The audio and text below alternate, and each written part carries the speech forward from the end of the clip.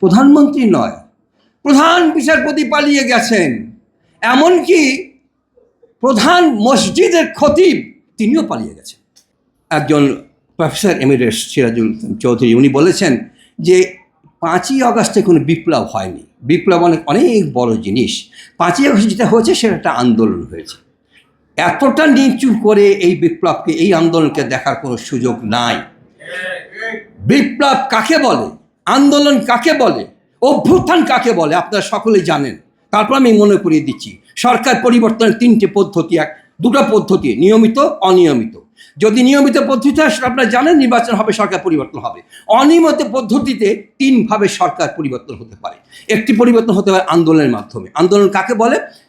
রাজনৈতিক দলগুলো যিনি ক্ষমতায় আছেন তার প্রতি অসন্তুষ্ট, তারা একটা আন্দোলন গড়ে তুললো, রাস্তায় কিছু হরতাল হলো, কিছু প্রতিরোধ হলো, তারপর সেই সরকার সম্মান দেখিয়ে নতুন নির্বাচন দিয়ে সরকার ক্ষমতা থেকে চলে গেল। এটা আন্দোলন হলো, আন্দোলনের ফসল।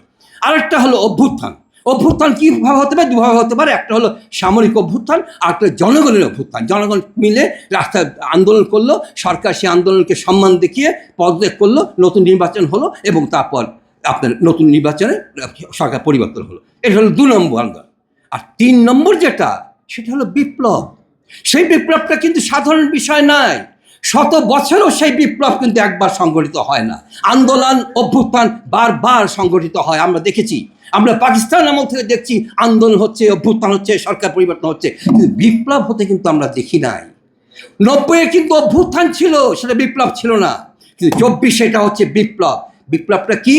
বিপ্লব হচ্ছে এমন একটা বিষয় যে স্বৈরাচার একটা সরকারের বিরুদ্ধে সমগ্র জাতি, রাজনৈতিক দল নয়, সমগ্র জাতির সন্তানরা তারা রাস্তায় নেমে আসে এবং সেই আন্দোলনকে দমন করবার জন্য মারণাস্ত্র দিয়ে সরকার এমনভাবে রক্তপাত করে যেন যা সমগ্র জাতিকে ধ্বংস করে দেবে। কিন্তু তারপরও সেই সরকার সেই দমন পীড়নে সফল না হয়ে কি হয়, নিজের জীবন বাঁচানোর জন্য দেশ থেকে পালিয়ে যায়। ওইটাকে বলে বিপ্লব। আমাদের এই 3 নম্বর যে বিষয়টি, এটা কি সংগঠিত হয়নি বাংলাদেশে? প্রধানমন্ত্রী নয়, প্রধান বিচারপতি পালিয়ে গেছেন। এমনকি প্রধান মসজিদের খতিব তিনিও পালিয়ে গেছেন।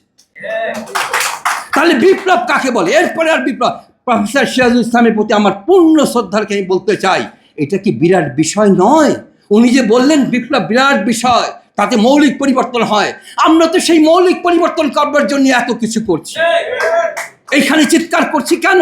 শুক্রবার আজকে চিৎকার করছি সেই মৌলিক বিষয়গুলি পরিবর্তন করবার জন্য।